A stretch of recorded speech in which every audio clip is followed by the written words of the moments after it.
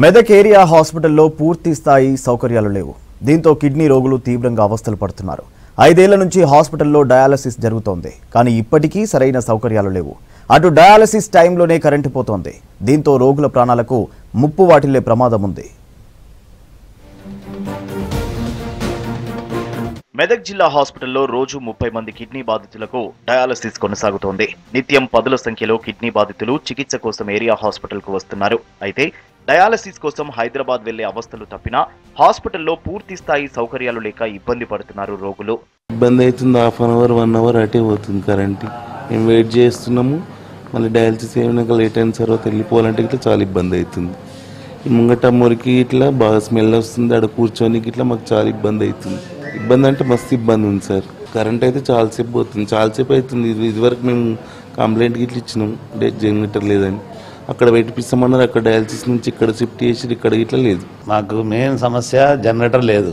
Current పోతే 4 గంటలు బట్టి ఇట్లనే బెడ్ మీద ఉండాలి. ఈ బ్లడ్ క్లాట్ అవుతుంది. మళ్ళీ ప్రాబ్లం అది మెయిన్ ఉంది. జనరేటర్ కొత్తది కావాలి, అదొకటి ఉంది. సెంటర్ పెట్టి నుంచి లేదు, దీనికి 5 సంవత్సరాల నుంచి కూడా లేదు. పెద్ద హాస్పిటల్దే జనరేటర్ వాడతారు. ఆయన ఒకసారి ఇస్తాడు, చేయడు ఒక్కోసారి.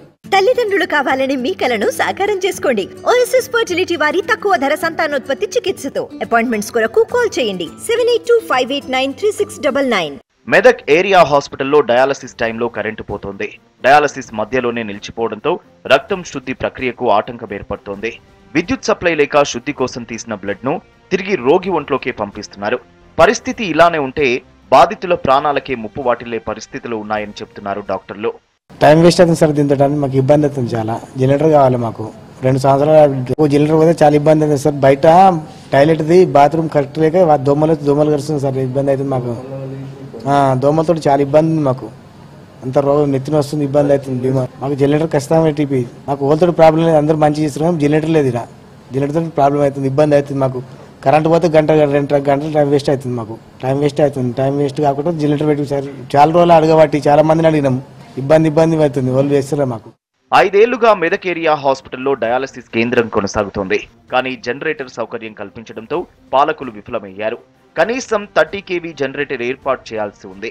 కానీ అధికారులు పట్టించుకోవడం లేదని బాధితులు ఆవేదన వ్యక్తం చేశారు.